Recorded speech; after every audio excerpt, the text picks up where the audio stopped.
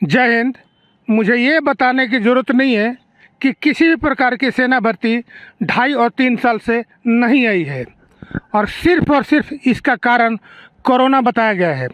बच्चों को ये नहीं समझ में आ रहा है कि क्या वो बच्चे सेना में भर्ती हो पाएंगे या नहीं, या कैसी क्या वजह है कि भारतीय सेना किसी भी प्रकार के नोटिफिकेशन को नहीं निकाल रही है। यहाँ तक कि जो बच्चे सेना भर्ती में क्वालिफाई कर चुके हैं उनका भी अभी तक रिटन एग्ज़ाम सी यानी कॉमन एंट्रेंस एग्ज़ाम को नहीं कराया गया है।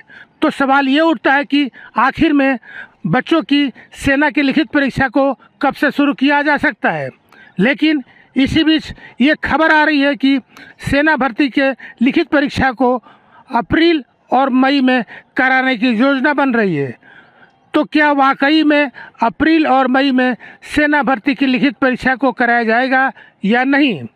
ऐसे बहुत सारे नोटिफिकेशन थे जो भारतीय सेना ने अपलोड कर दिया था और ये कहा था कि निश्चित समय में बच्चों की लिखित परीक्षा को करा लिया जाएगा। लेकिन जैसे ही परीक्षा कराने की बात आई उस वक़्त उन बच्चों की परीक्षा को स्थगित कर दिया गया। वैसे बार बार एक नहीं बल्कि कई भर्ती के नोटिफिकेशन को भारतीय सेना अपने ऑफिशियल वेबसाइट पर जारी किया, लेकिन अभी तक किसी भी भर्ती को या किसी भी सेना भर्ती की लिखित परीक्षा को नहीं करा गया है। मात्र यही वजह है कि बच्चे बहुत ज़्यादा परेशान हो रहे हैं और सबसे बड़े परेशानी की वजह यह है कि ये जो समय है 2 और 2.5 साल हो गए हैं, तो क्या उन बच्चों को उम्र में छूट दी जाएगी या नहीं दी जाएगी। मुद्दा एक नहीं है बल्कि 3 ऐसे मुद्दे हैं जो आजकल सुर्खियों में बने हुए हैं। बच्चे इसी को लेकर के बार बार कमेंट्स कर रहे हैं। उन बच्चों को ये नहीं समझ में आ रहा है कि क्या उन बच्चों की मुरादें पूरी होगी या नहीं, क्या उन बच्चों का सेना में जाने का सपना पूरा भी होगा या अधूरा रह जाएगा। मैं एक एक करके बड़ी ही बारीकी से समझाने की कोशिश करूंगा, इसलिए पूरे वीडियो के साथ बने रहिएगा। अगर आपको लगता है कि ये आपके काम की चीज़ नहीं है तो आप बिल्कुल ही वीडियो को छोड़ करके जा सकते हैं। नंबर 1, जो बच्चे रजिस्ट्रेशन करा चुके हैं वो फिजिकली क्वालिफाई हो चुके हैं, मेडिकली क्वालिफाई हो चुके हैं, लेकिन अभी तक उन बच्चों का रिटन एग्ज़ाम नहीं हुआ है। लेकिन अभी जो अगर भारतीय सेना ये कह रही है कि उन बच्चों का जो रिटन एग्ज़ाम होगा अप्रैल और मई में होगा, तो क्या वो बच्चे रिटन एग्ज़ाम के लिए बैठ पाएंगे या नहीं। अगर वो बच्चे रिटन एग्ज़ाम के लिए बैठ पाते हैं तो क्या उन बच्चों को सेना में भर्ती होने का मौका मिलेगा या नहीं, क्योंकि कुछ बच्चे ऐसे हैं जो अपने उम्र सीमा की पड़ाव को भी पार कर चुके हैं। क्योंकि जब वो बच्चे रजिस्ट्रेशन करा चुके थे तब मात्र किसी का 2 महीना और किसी का 3 महीना उम्र बचा हुआ था, लेकिन अभी ये 2 और 2.5 साल जो पीरियड हो गया है उनकी उम्र पार हो चुकी है। तो क्या वो बच्चे भारतीय सेना के लिए क्वालिफाई होंगे या नहीं। पॉइंट नंबर 2, वो बच्चे जब बच्चों का रजिस्ट्रेशन हो रहा था उस टाइम उनका 1 से 2 महीना उम्र कम था, लेकिन वो बच्चे उस टाइम रजिस्ट्रेशन नहीं करा पाए थे और 2 और 2.5 साल से कोरोना की वजह से किसी प्रकार की सेना भर्ती को नहीं कराया गया।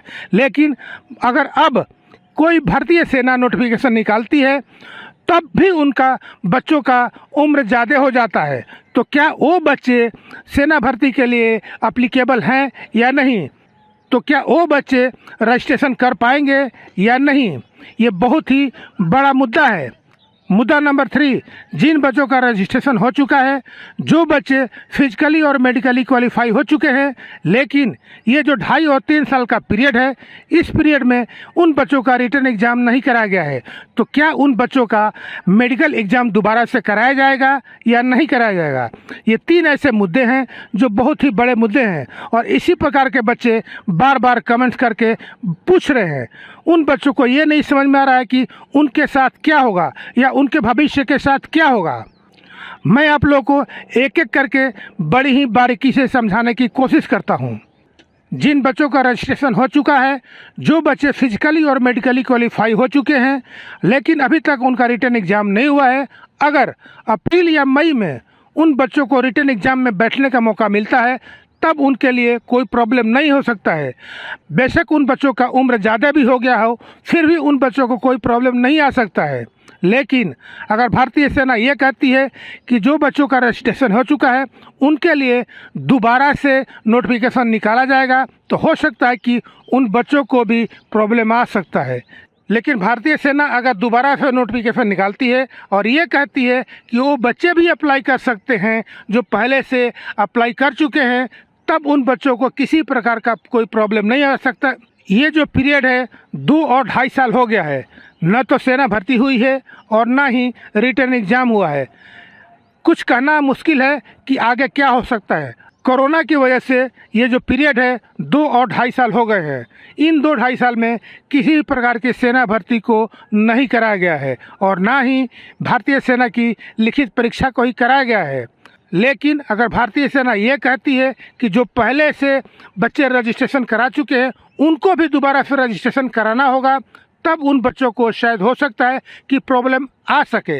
लेकिन भारतीय सेना ये कहती है कि वो बच्चे अप्लीकेबल हैं, तो जो इस पीरियड में जो बच्चे हैं, जो ऐसे बचे हुए हैं जो अप्लाई नहीं कर चुके हैं, तो उन बच्चों को भी दोबारा से रजिस्ट्रेशन करने का मौका मिल सकता है। यानी भारतीय सेना आपको उम्र में छूट दे सकती है। तो ये हो सकता है कि उन बच्चों को बेनिफिट भी मिले और शायद हो सकता है उन बच्चों को प्रॉब्लम भी आ जाए। अगले मुद्दे के बारे में आप लोग रिमाइंडर सेट कर लीजिए। अगला जो मुद्दा आएगा बहुत इंटरेस्टेड होने वाला है कि किस प्रकार से आप लोग को उम्र में छूट दी जाएगी, किस प्रकार से आप लोग को फ़ायदा हो सकता है या नहीं हो सकता है। इसलिए बड़ी ध्यान से देखिएगा और अभी से ही बेल नोटिफिकेशन को आप लोग प्रेस कर लीजिएगा, चैनल को सब्सक्राइब कर लीजिएगा और जितना हो सके आप लोग शेयर कीजिएगा। धन्यवाद।